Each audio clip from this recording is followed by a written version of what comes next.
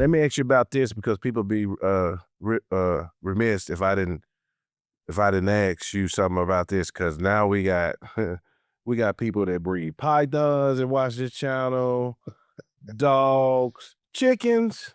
Right. We gotta talk about horses, brother. That's a different one. Talk about horses. So what? All right. In your CTs, horses and dogs, what's the biggest difference in training horses and dogs? Are there any similarities or what? So, man, That's a big ass animal. difference is that horse, I mean, most of the time he's outweighing you, 5 times your weight, man. The goals is totally different with the horse. So there's different risks of getting hurt with the horse. So in order to train a horse, at some point in time, somebody's gonna have to get on his back. So now he ain't gonna bite like a dog might bite you. This horse is gonna maybe buck and kick. So you have to get that almost under control before you even get up on his back. So with horses, man, Joe, again, I didn't have no body that I trained up under. Man, the higher power just has kind of blessed me with some talent. I just kind of, a lot of times I know what I want the end result to be. So the same things with the horses. I didn't start fooling with horses till I was probably about 24. And at that time, RFD TV was becoming popular. And Clinton Anderson was putting on horse clinics and giving little tidbits of horse training clinics and things like that. So I would watch that RFD TV, and there was things that, okay, I was already doing this, but I just didn't call it this, or I wasn't doing it everything exactly the way he was doing it. So what I do, man, I started watching Clinton Anderson, Chris Cox, and there was another guy named Pat Pirelli. He trains with sticks and balls. I don't even watch him because I ain't gonna be doing nothing out there with my horses with no damn sticks and a ball. Right. See, I'm kind of like more practical. Like I get people back with dogs. Well, do you train for tricks? No, I don't. Shit. The most trick I did with my dog is give me 5. Yeah. That's it.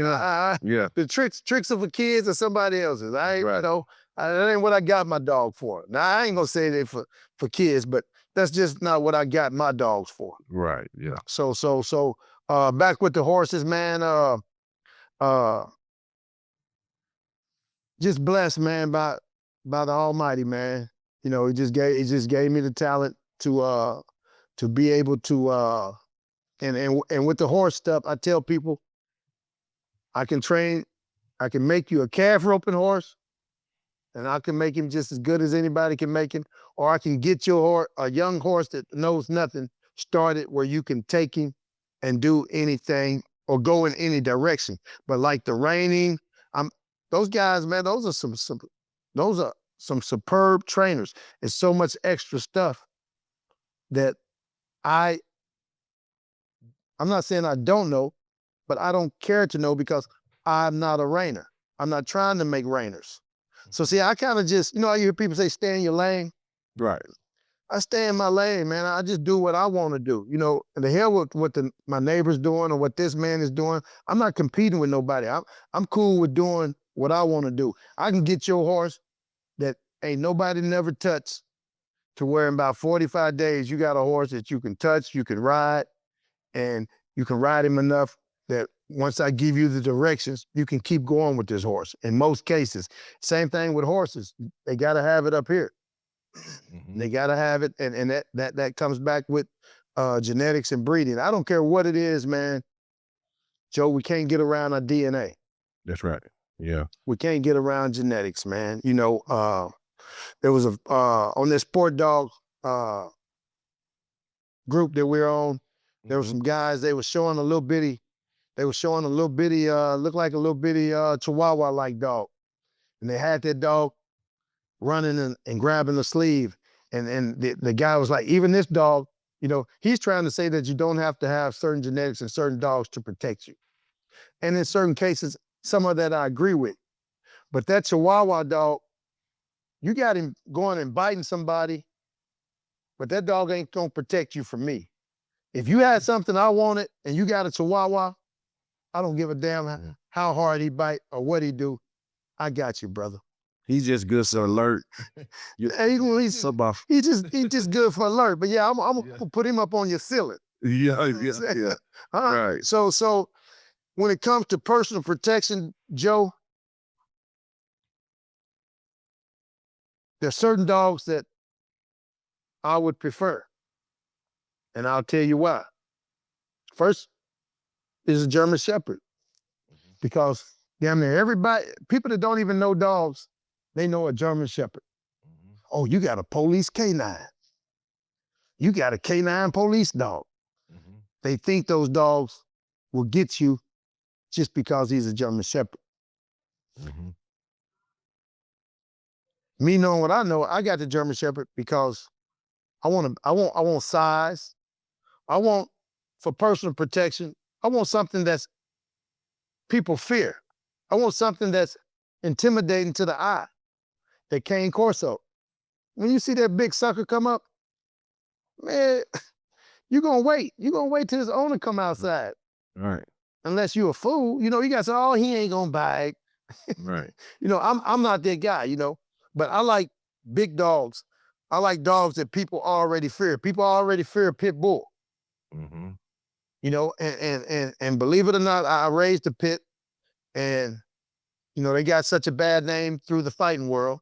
Right. But man, pits are some very nice athletic dogs. It's just that, man, a lot of times, depending on that bloodline, man, when they get in that mode, oh boy, they in that mode. They dangerous. Yeah. They dangerous, man. Like I say, they can't think like that German Shepherd. Right. That sucker, man. That type of pit bull you talking about, they can lose a limb. Steady going. Man, hey, man, they'll hurt you.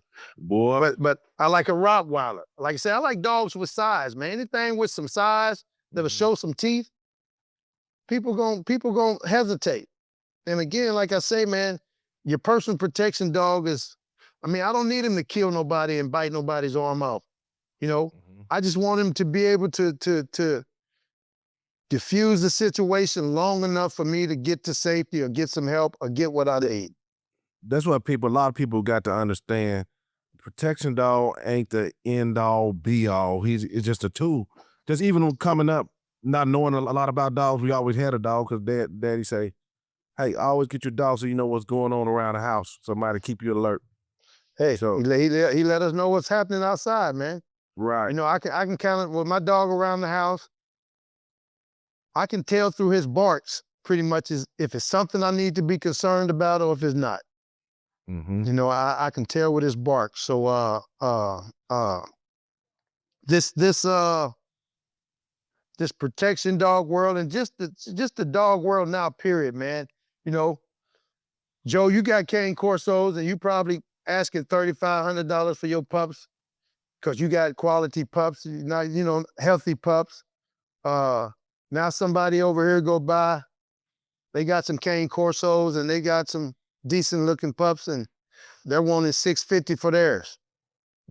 Shit, that money, it matters. So now a lot of people, they don't see the difference in your dog and the quality. They just know that you got a cane Corso, he got a cane Corso. Some people say cane, some people say Connie. I know the difference too, but they're gonna go to that $650. Right? And then it starts making it harder and harder for you to sell pups. And then you get all those people out there that start preaching about a rescue. Go get a rescue. Right.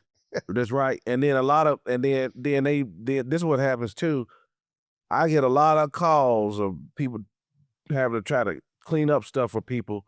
oh, I just got scammed for the 3. I thought you was gonna get the dog for me. After it's done. You know what I'm saying? Yeah, Right. you know, this happened to me. What should I do? Blase, blase. But I'm gonna tell you this, Clyde, it's so many people who breed in Corsos, so you do have that aspect of the $650. They usually pay for that. They usually pay for that. But you know, at one point, these dogs, people, especially from other areas, East Coast, up north, they were selling them dogs for 4 and 5 grand at one point. But down here, Well, the they're a lot cheaper. You know, and see, man, same in my area, man. The market for different dogs, it varies depending on where you live. You know, it varies, man. Like that down here in Oklahoma, man, you got people that they don't want to spend a lot of money for a pet. right. You know, some of them just they just want a pet, so they go into the shelter. Right. They go into the rescues. But most people, man, they unless you got something to really separate yourself from the rest, then man, there's going to always be somebody out there that comes along because, like again, the general public, they don't know all the characteristics that a good bred Cane Corso should have. They just know the man got a Cane Corso. Hey guys, if you need raw dog food anywhere in the United States, be sure to visit our friends over at TexasTripe.com.